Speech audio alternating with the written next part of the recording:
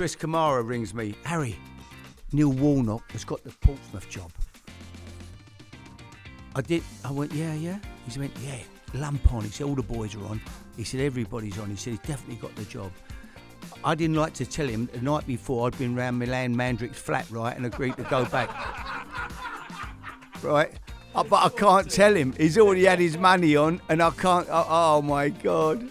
He went, yeah, it's all done. It's a done deal. I'm thinking, yeah, it is, yeah, and it ain't him, it's me.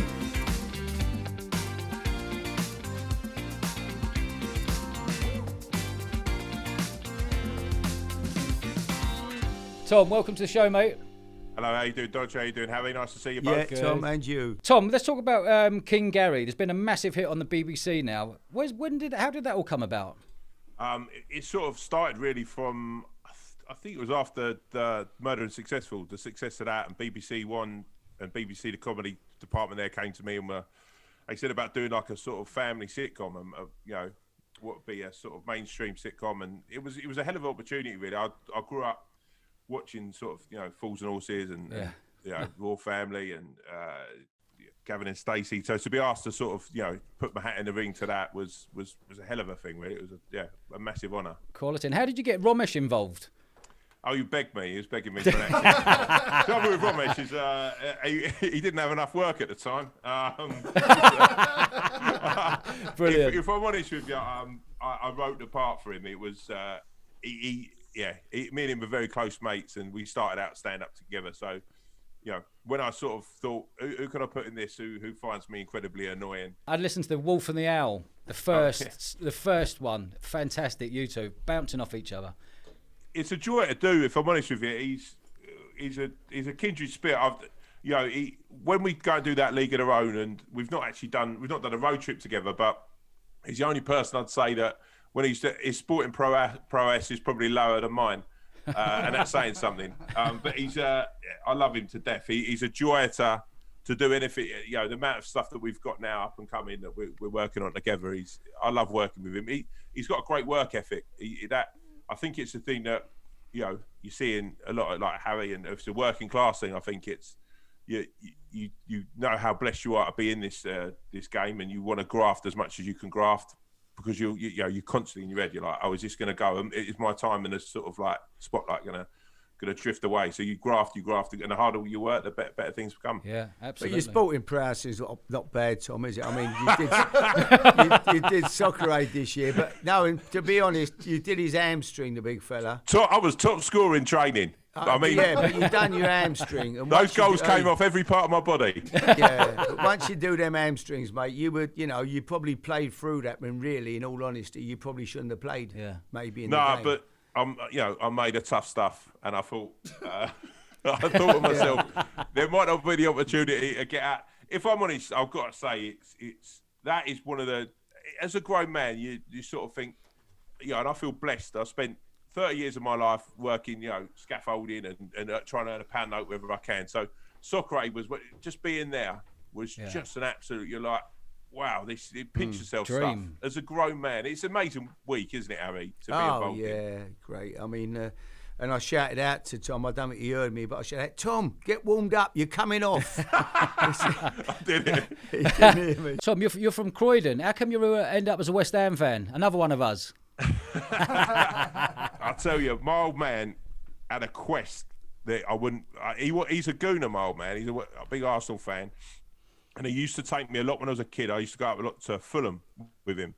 So I used to watch Fulham, and I had a guy in goal called Jim Stannard, who was infamously scored from goal, from one end to the other. He was a big old lump. So he used to take me there. He used to take me all manner of players. I used to go a bit of Chelsea with my granddad, but West Ham just was. I went with my uncle, and it was just a club that I just loved it. For the minute, I don't know what it was, because at the time they weren't riding too high.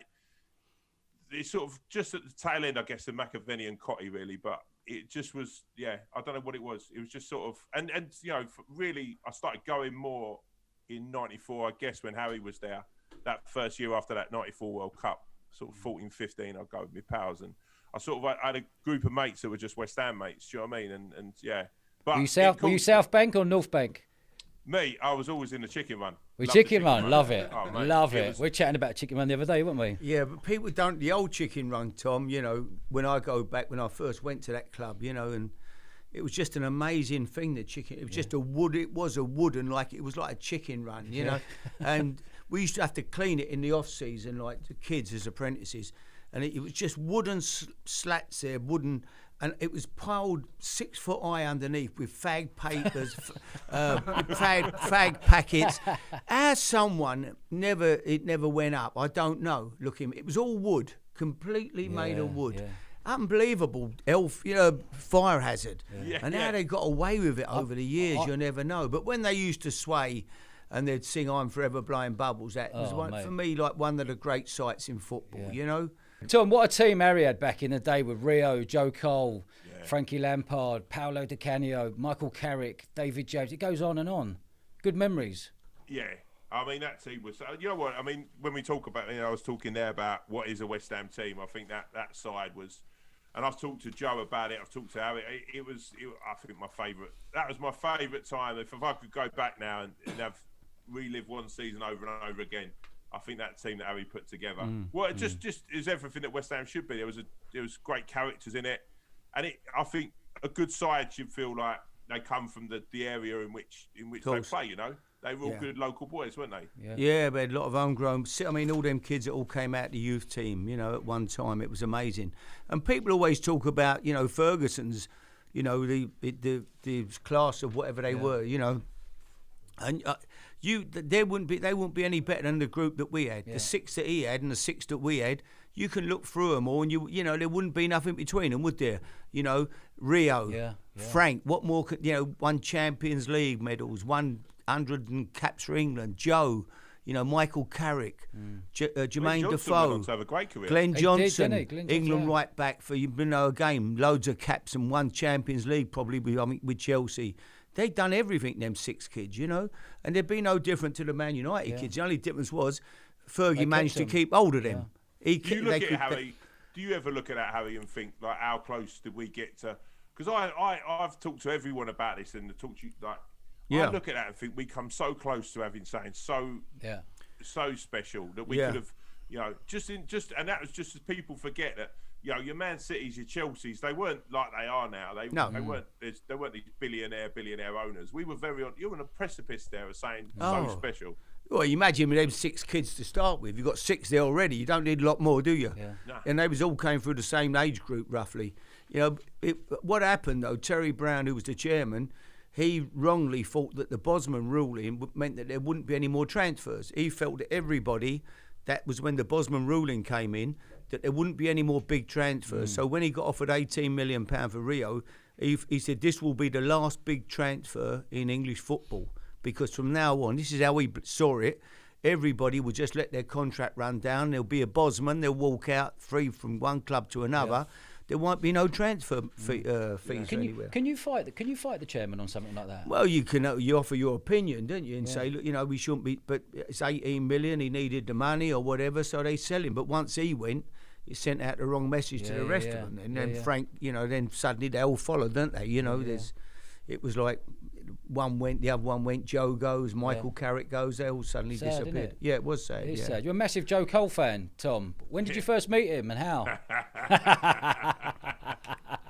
Go on. I was filming King Gary, and we were filming over in Chigwell, and I go in this little cafe, and I was with my wife, and I was like, I don't think I had a couple of beers the night before or whatever. I was a bit hazy-headed. And I go in, have my breakfast, have a big fry up, and I go into the toilets, and I don't want to be too graphic, but I dropped my guts on my big boy. It was not a pretty sight or a pretty smell in there. And I've opened the door, come out of the toilets, and Joe Cole's standing there. And I've left the door open to the toilet, so the stink's coming out. I lost my head. It's like Joe Cole. I'm like, hello, Joe, how you doing, mate? And sometimes I forget I'm 6'7", and I'm gonna, Harry knows me. I'm a gentle giant, but at the time I'm quite an imposing guy coming out of the toilet. And I'm, hello, mate, how you doing? And all that, chatting to him, and he looks absolutely petrified. And I'm like, I know Jamie really well and Harry and all that, and he's looking at me like I'm a nutter. It's just. that's just come bowling around, and he's like sort of half shook me hand, and he walks into the toilet, and he does this thing where he walks in, and then his head just rocks back. Yeah, I've sort of mentioned it. I hope that you wouldn't remember me at soccer. I doubt you remember this. I bumped into you at Chigwell, and I'd had a turnout in the toilet. He went, no, I remember you. Was it David Unsworth who you put him up against? Yeah, Andy, Andy, I turned him inside out. Unsworth basically was complaining when he about a kid training with him, and Harry go out there, you go head to head with him. Yeah. And he went out there, wouldn't it, Harry? And he just ripped him destroyed inside him. Yeah. But no, he was something else. But I just think he ended up at Chelsea. I remember him getting taken off at Chelsea after about 30 minutes one day. Him and he took both the wingers off. Might have been Damien Duff, might have been the other winger. I'm not sure. At Fulham. Yeah. At Fulham. Yeah. But he had Joe. You know, Mourinho was a manager, and obviously he was an incredible manager at Chelsea. But he had Joe up and down, you know, and playing in a position. And Joe was a player that you just played as give him a number 10 shirt. And Joe, wherever the ball is, go and get the ball, because you make something happen. Just let him play. And that was the way you had to play Joe, because he could do so much damage to the opposition if you give him the freedom to get on the ball. How hard was it for you, Harry, seeing all these players leaving the club? Well, it was only Rio, and then I left. You know, it was there was only Rio had gone in my time, and then when I left, obviously they bombed Frank out, and he sold Frank and got rid of everybody else. Then, you know, but we forget as well Jermaine Defoe. Yeah, what a player. What a player. You took him to Pompey, didn't you? Huh? You took him to took Jermaine to Pompey. I took him to Tottenham, didn't I? Did you? Yeah, I don't know. I signed the most, him Crouchy or Nico Cranchar. I went to Dubai, Tom, last year. Right, played in a charity golf day. So they said, Harry, anything you can put up for the charity. It was a proper good charity for cancer. I said, I'll tell you what I do. I said, I've got a good horse. I said, nice horse, and I will donate all the prize money for the year that the horse wins. Whoever buys it, if someone wants to buy it in the auction, they can follow the horse, and all the prize money will be theirs. They said, how good? I said, it's good. It's good. It's good. Right, Geezer gives 12 grand for it, right, in the auction. Tom, we didn't get a penny. He kept ringing me up. Harry, what's happened to that? I couldn't, I'm dodging this fella of my life. You know, he's paid 12 grand to get the prize money from this horse, and it never made a penny. It's the worst thing. It's the worst. I think the worst thing that you can have in. Do you remember years ago? Harry, I love a bet, right? Harry likes a bet, whatever. I love it though, right? A couple of years ago, do you remember when Mark Hughes was at Fulham? He's doing really, really well, right? Yeah. And then there was talk about him being Chelsea manager. Yeah, and then he just walked out on Fulham. He's doing well there and everything, right? A geezer I know who's done all the flooring at Carlo Cudicini's house, right? So he turns around, he goes, Carlo Cudicini reckons that Mark Hughes is definitely going to be. Simon's at Fulham, but he's going to take the Chelsea job. This is easy money, right? Best bet you can ever have. Like, stick it on. And he was saying ridiculous. It was really long odds at the time. So I called my dad, and my dad's like, I've got a big family in Ireland, right? So my dad's phoned all my family over there. He's phoning everyone he knows, like this Mark Hughes job, right? Mark Hughes leaves Fulham, and the odds just drop. It's like Mark Hughes is definitely going to be going there. And, everyone's raving about it. People are phoning me up, going, "Oh, I'm going to buy you a big drink out of this." I've got some money, right? And then Victor Boas goes and wins the. You won't believe it. Victor Boas comes out of nowhere and takes the job. I'm getting death threats. I'm getting beaten. I could go out for a drink for about a year. Anyway, my dad wouldn't have me round. And when they looked at I don't know how true this is. When they looked at spikes in betting, we knew a geezer who sort of there was a spike in betting in Mayo on people betting for fucking Hughes to get the Chelsea job. After that, I'm out of this game. I can't believe it anymore. I had one like that, didn't I? Chris Kamara rings me. I'm at Southampton. I'm on the coach at Southampton. Chris Kamara rings me. Harry, Neil Warnock has got the Portsmouth job. I went, yeah. He went, yeah, lump on. He said, all the boys are on. He said, everybody's on. He said, he's definitely got the job. I didn't like to tell him the night before I'd been round Milan Mandrick's flat, right, and agreed to go back. Right? But I Quality. can't tell him. He's already had his money on, and I can't. Oh my God. He went, yeah, it's all done. It's a done deal. I'm thinking, yeah, it is. Yeah, and it ain't him. It's me. Tom, you've been a star, Thank mate. Tom. Thoroughly enjoyed it. All the best. Thank Good you, man. Tom. God bless, Cheers, mate. mate. Bye. Take care. Cheers.